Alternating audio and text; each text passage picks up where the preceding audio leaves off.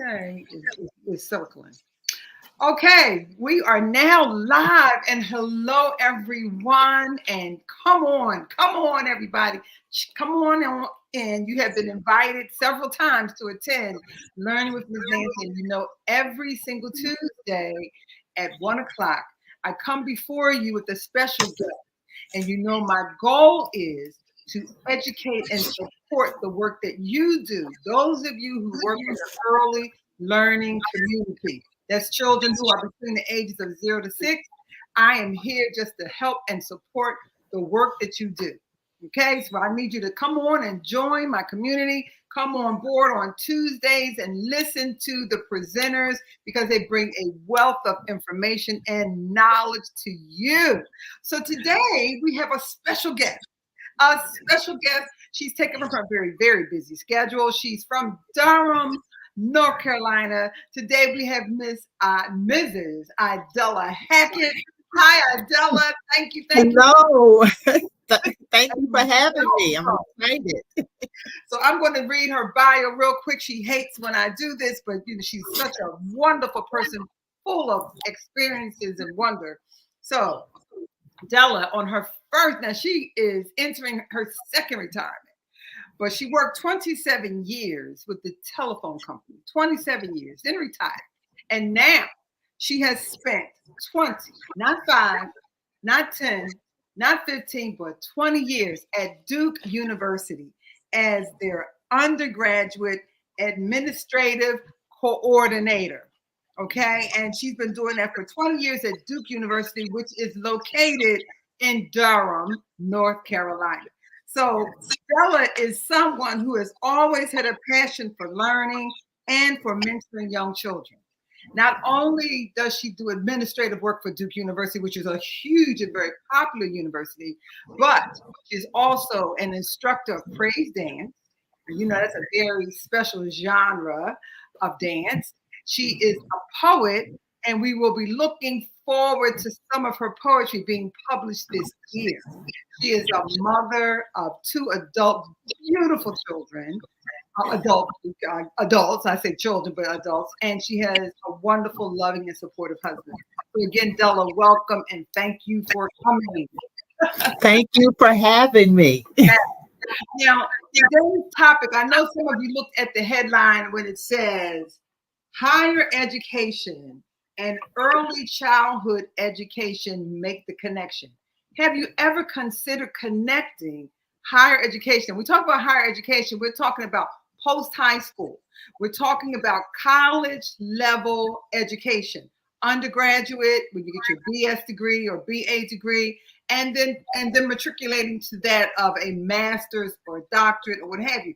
Those are considered levels of higher ed. Why would a higher education facility be concerned at all about early childhood, and is there a connection? So we have an expert here who's been in the field for 20 years, and she's going to share with us some information just to give us some background knowledge and just to expand our, I guess, information, because we may have limited information. We may not even know how the two are connected. So Della, a question is, in your experience as the Administrative Director of Undergraduate Admissions, how does early childhood education impact academic performance in college? Okay. Early childhood education is the foundation. Mm. That's where you learn the basics. And depending on how much we invest in early childhood education, really helps to predict the success that a student will have as they progress through school and reach the higher level of education, being college. Mm-hmm. So without that basic foundation, it's very difficult to, number one, enter college. Mm-hmm. Number two, to be successful if you have the opportunity to matriculate to college. Mm-hmm. Wow. And a lot of people don't even think that's important, you know? And yes. I don't know if you've had this experience, but I know in my early years of teaching, I remember I had colleagues who, would be contacting colleges and finding information about their children. And their children were, some of them were in the womb. Others were like toddlers. And I'm sitting scratching my head saying to myself, why are they calling colleges and the baby isn't born yet, or the baby can't even talk yet? So that's what you're talking about, right? Yes. Mm-hmm. And in my experience, I get a lot of calls from parents whose children are preschool, and they're asking what Duke looks for in a student. Wow. The unfortunate thing is that I don't get that kind of interaction with us. Yes. It is mostly people of other races who start very early with their children. Right. And that's why it's important for me to reach out to our children so that their parents begin to understand that in this competitive environment, and as the years progress, it's going to become more competitive. Colleges are looking for a specific type of student. Duke looks at a student holistically. Okay. So they're not just looking at academics, because we do know the way the education system is set up now, we find our children passing through school and not know anything. Right. So Duke takes a look at the holistic student. So it's not just about their education. It's about their experiences in life that have taught them things, that have made them good decision makers, problem solvers. All of that is a part of what's important about early childhood learning. If we develop our children early to explore and to discover, then we prepare them for higher levels of not just education, but life. Wow. Can I ask a question to my audience? Do you have a pad and an ink pen or pencil? Because you should be taking down notes. This was some that she's dropping some gems on us, because when I said to you that I had colleagues, they were my white counterparts. They were, diligent and consistent and persistent about calling colleges when the kids were in embryo or, toddlers. So that's some very good information, that colleges look at the whole child and not just starting when they're in high school. They're going all the way back to early childhood learning experiences. That's some good stuff. Thank you for that, Della. Okay, I have another question. Does Duke provide early learning experiences that shape the attitudes and aspirations toward higher education for early learners? Absolutely. And there are two things that I'd like to share. Okay. The first is that Duke has a children's campus. Oh, a children's campus. A children's campus. It's a daycare, but not just a daycare. They just don't watch children, and it specifically caters to Duke employees and students. Okay. So their children are allowed to attend this daycare where they get, again, that holistic curriculum that prepares them. Not only that, Duke does also have the Duke Office of Durham and Community Affairs, where staff, faculty, and students have the opportunity to volunteer at the local public schools and in the community in other areas. My interest is in school. Early childhood learning. So I do volunteer work that allows me to go out to preschools and I read to the young children. I don't just read. My reading is an interactive reading. So as I'm reading, I pull the children in so they begin to exercise their imagination as they're reading. They have input to the story. They have the opportunity to tell me, make up an ending for the story before I provide the end of the story. I give them things to take home to their parents about the reading that we've done so they can share with their parents and hopefully encourage their parents to have them read more. Okay. Oh, that's and very to have those discussions where they use their imagination. Because that's very important in development. If you can imagine a thing, if you question a thing, then you begin to research that thing, you explore that idea, and that builds on so many areas of our education, to have an imagination to be able to build on. Oh, that's fantastic. So let me ask you this. So when you go into these early learning centers, right, and when they introduce you as Miss Idella from Duke, How does that resonate with the children? Are they able to understand like what is Duke, what is a university as compared to where they are in a little early learning facility? Mm-hmm.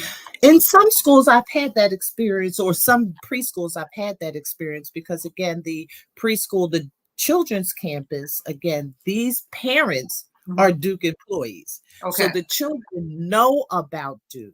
Okay. They want to know what I do. Okay. And so I begin to talk to them on their level Mm-hmm. about what we do in the admissions office. Right. That one day they may have the opportunity to come and visit our school, Mm-hmm. apply to our school. That means you become a student at our school. But there are certain things you have to do now Mm-hmm. because you know Duke is one of the top tier colleges in the country. And how wonderful would it be to attend a prestigious college? Mm-hmm. But not everybody gets in.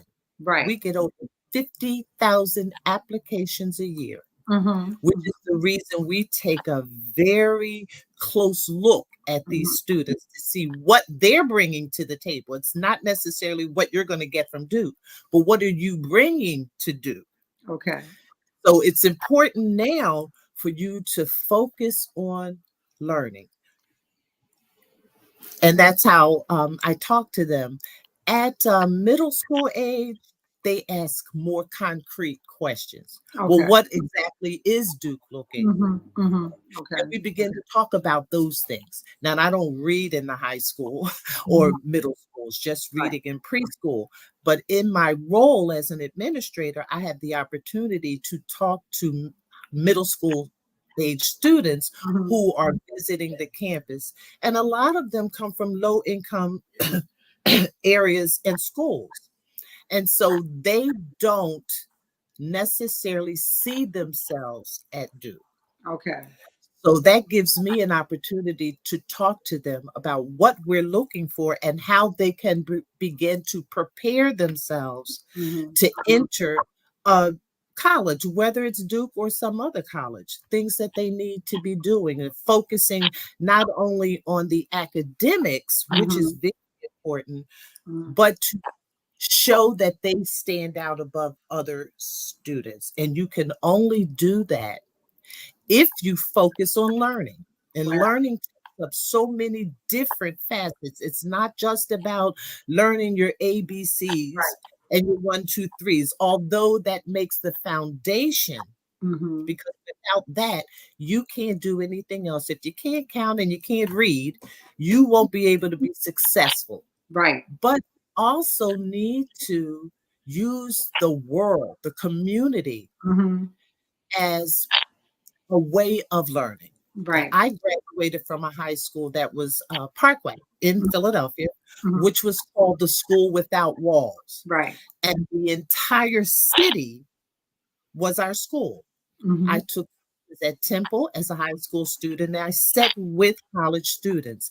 I did work for, excuse me, the local hospitals Mm-hmm. where I was able to learn. That was my science class. Right. That was my class, was to go Right. to a hospital Mm-hmm. and do work, volunteer.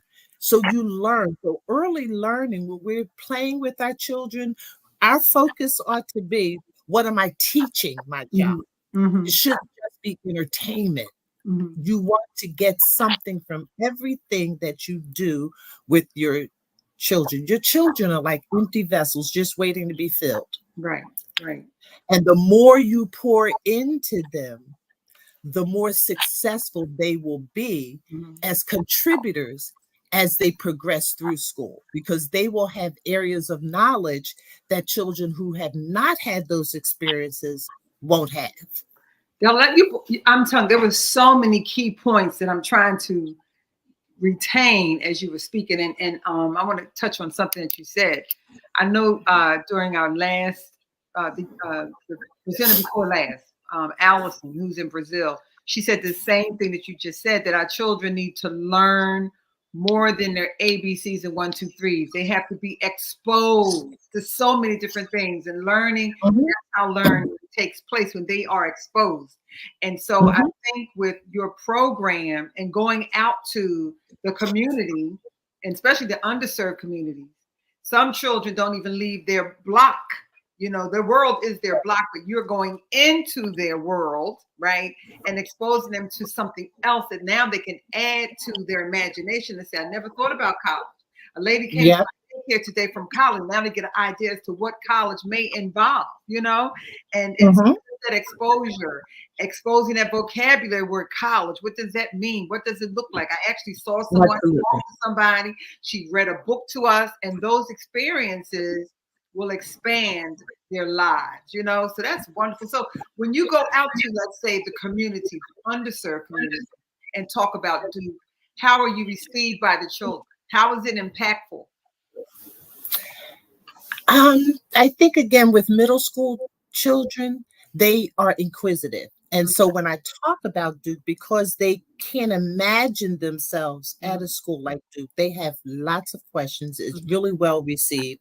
Sometimes I run past the 2 hours that I'm allowed to take a month to go out to these schools because they have so many questions. And then I invite them to the campus. You Yeah. know, they can sign up for a tour. Now, we don't particularly give tours to middle school age children, but we have a smartphone app where they can do a self-guided tour. Oh, And but so I point out places that they want to go and see, and I tell them, drop in my office and you know, we can talk. There are things I'm happy to share with you in that environment. but I was specifically referring to the early learners because I know that you have gone out with books to those children Okay. in the underserved community. How are they receiving this information about a college, a lady from college speaking to us and reading books to us from a college? How does that impact them? You know, I think young children are more excited than the older children because this is something new to them. okay, So they seem to be very excited. They ask me, well, what do you do there? okay, And so I tell them, well, how do people get there? And so I tell them, okay. do you have students that you talk to? I tell them. Okay, Okay. So okay. they seem to be excited, but on a different level Yes. because they're so inquisitive. They Mhm. everything is important to a child. Yes.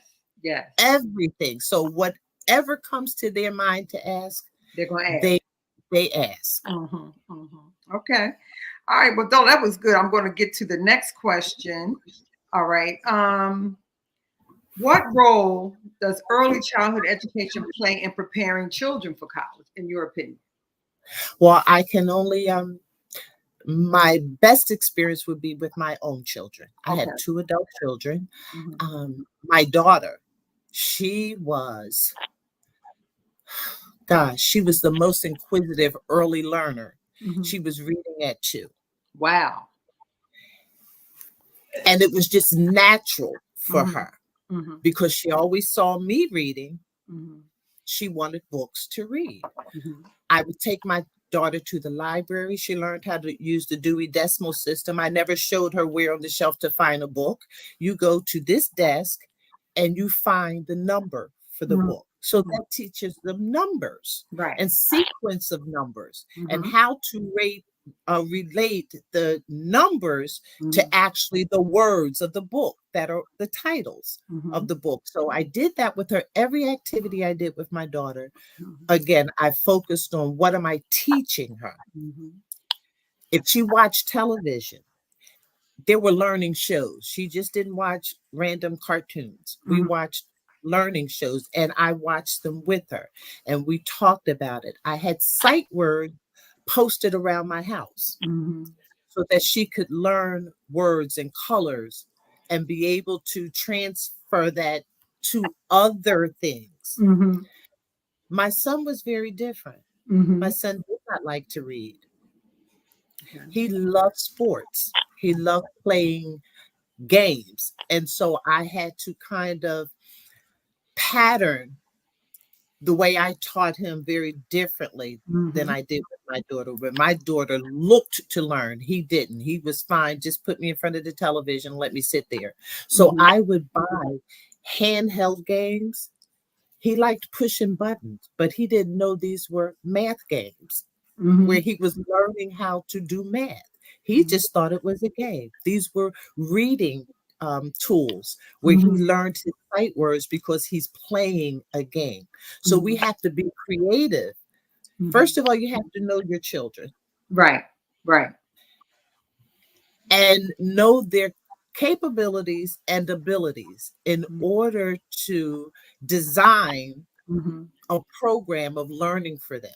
Mhm. So Mhm. that's how I prepare my children. Now, my son never thought he was going to graduate high school because he did not like school. Mhm. Sounds like me. And me, I did not get my college degree until I was 50 years old Mhm. Mhm. because I had no interest in school, although I had a very high interest in learning. Right. So Mhm. I was always learning. And I recognized that same thing in my son. What I did was go to college to encourage him to go Mm. to college. Mhm. And so Wonderful. we did schoolwork together. I never felt I needed a degree. I was very successful in my career without a degree. Mhm. And at 50, what am I going to do with a degree? Mhm. But it was important for me to teach him early that we're in this together. Yeah. And even as a young preschooler, I always was in his school, whatever programs they had, I was in. So for him, he wanted to follow me. So that's how I encouraged him to Mhm. higher education Mhm. through his early childhood learning. We did things, we would go out and get lightning bugs, catch lightning bugs. And then we would come home and we talk about the lightning bug. And how I got him to read was I don't know much about the lightning bug. All I know is that they light up. Mhm. Let's see what the lightning bug does, where they come from. And Mhm. so he would go and we would get books. We would get the little science kits on how you store them and all of that. So that's how I taught him as a very young child, 3 and 4 years old, to Mhm. be interested in science. So when he got into high school, he already knew something or how to research things because he had been doing that since he was 3 and 4 years old. Wow. Now that is, and see, parents, are you taking these notes down? Because everything's connected. Everything's connected. And those Everything. foundational skills will lead to success in every step of the ladder of academia. That's what I'm hearing. That's right. I hope that everybody's writing this stuff down. I wish I had like a PowerPoint I could just jot it down for them. Okay, Della, have you met any undergraduate students who have ever shared how their early learning experiences influenced their decision to attend college? Yes, absolutely. A part of my role in my office is to hire undergraduate students to work in our office, and many of them work directly for me. Mm-hmm. And so we have the opportunity to talk oftentimes about how they came to Duke, how when they got at the point where they were looking at colleges, how did they select their colleges? How did they come to Duke? And how do you think you got into Duke? Mm. And many of them would tell me from a very young age, their parents talked about higher education. Mm-hmm. Mm-hmm. Again, not so much with our children, Yes. with other children. And we have lots of international students, and I find that these international students, their parents start them in the womb. They start them in the womb. I had a boy named Andrew Chin. I'll never forget him because he impressed me so. He says he has videotapes of his mother reading to him when she was pregnant Mm-hmm. Mm. and then sharing those books that she read with him to him in the womb. She shared them with him outside of the womb, the Wow. very same books she was reading. And he said, all through his young life, his mother always taught him something. She taught him how to cook, Mm-hmm. made him read the recipes to her as she prepared the meals. So she was teaching him how to read, Mm-hmm. Mm. Mm. taught him how to play the piano, So she was teaching him how to read musical signs. All of these things are important. And he said these things started at a very young age for him. Wow. So when he wrote his essay for Duke, he was able to write about those things. And when his essay was read, we focused on those things that made him stand out from Mhm. other students. Mhm. And I remember the dean reading the essays and saying, this is the reason someone should come to Duke. Wow. He was no more competitive academically than any of the other applicants, but it was his passion for learning at a very young age that impressed the people that would make the decision for him to come to Duke. Della, this is so amazing. As I said to you, our presentation with children learning a second language, our guest presenter was Allison, and she said the exact same thing that you're referring to, that the students abroad, they are learning things in the womb. Early childhood education is like the first step that leads to Absolutely. higher education. We tend to do isolation, early childhood, then elementary, then middle, then high, and we're done. No, it's all collective, all one, All collective. all of it's interactive, intertwined. It all works together. You were saying that those parents stress that at 1 and 2 and 3, so Mhm, that's something we mhm. have to go back to let our parents know that early childhood education is a wonderful place to start. There's a lot of money poured into these programs for a reason, because For it a reason. builds the foundation. You hear a lot of people say, well, we don't have the resources. There are resources. You're a resource. The library is a resource. The internet. Can we talk about some resources that we may not even think about that connect us together? Mhm. I can remember, Nancy, as a child, my parents raised 8 children, and every Friday Mm-hmm. we went to the library. Mm. That was an outing from very young. And I can remember my baby sister being probably 3, and we would go to the library. Even she had to get a book. We had to read that book, and on the next Thursday, we had to give a book report, just a short summary of the book. We would be so excited. We couldn't wait till Friday to go to the library. We would go to the art museum and learn things, do things at the art museum. And a lot of times we didn't go in. We walked around the building Mm-hmm. and talked about the architecture Mm. of the buildings. So we would learn things about specific types of stones and what they're used for, how they made the water fountain Mm-hmm. that flows down the front of the art museum. Yes. And it was very exciting to us to do that. Mhm. My father gave us a word every week. We had to learn to spell that word. We had to learn what that word meant. And we had to use that word once daily for the entire week. Wow. And we would sit around the table. We all got a different word. And we would talk about that at the dinner table. Mm-hmm. So we too were always learning. And those things were instilled in me. So when I had my children, I did those things with my children. Mm. Wow. And prayerfully, when they have their children, they'll do the same. All of my siblings took away from that tools to use when they begin to have children. Mm-hmm. Mm-hmm. And all of my nieces, great nieces, and nephews were all reading by the time they were 3 years old. Wow. That is Because amazing. that's something, it's generational. This is what my mother did. It's what I did. It's what their children are doing. And it's what the great nieces are now doing with their children. Wow. Because it becomes habit. It becomes what seems to be natural to them. Mm-hmm. Mm-hmm. And Della, it also is the expectation of the family. This is what Exactly. you are expected to do, period. right? So Mhm. once Mhm. that is implemented and carried through, everybody does the same thing, and there's no escape. Everybody. And that the lesson that you just provided is something that every parent can do.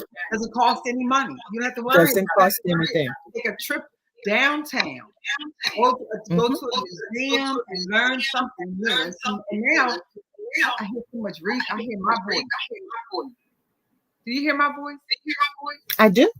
I don't know. It's like I'm repeating, but I think everyone can take a page from your dad and use that as a starting point. If you don't know what to do, start there. That didn't require Mhm. any money, but it did require consistency. You know what I mean? Yes. And like Mhm. in our family, you know, college is something that you were going to do, whether you wanted to or not. I didn't want to, but I went. That was expected, you know. Mhm. Della, this has been so wonderful. I've enjoyed it. Thank We have you so more much. time. Our time has come to a close. I just want to thank you so much for taking from your very busy schedule to share and drop gems on this community, because I'm sure we had quite a few people on today that they will play this video again and again and again to make sure that they're incorporating some of these things, suggestions and strategies that you use in your own personal life to incorporate in the lives of their children and their families. Because the goal is to make our early learners just thrive and become Yes. successful. And to be excited about learning. And be excited and start at the ground level so that they can soar to graduate level and beyond. Yeah. Yes. Della, thank you so much. And for those of you who are tuned in, thank you for tuning in, because I see that there are a few numbers up there. But remember, you can always like, share, and subscribe to Learn with Ms. Nancy. If you want to see more videos like this, please subscribe to my channel. And Della, thank you again, and we'll talk soon. Thank you for having me. Bye-bye. Bye-bye. Bye, everybody.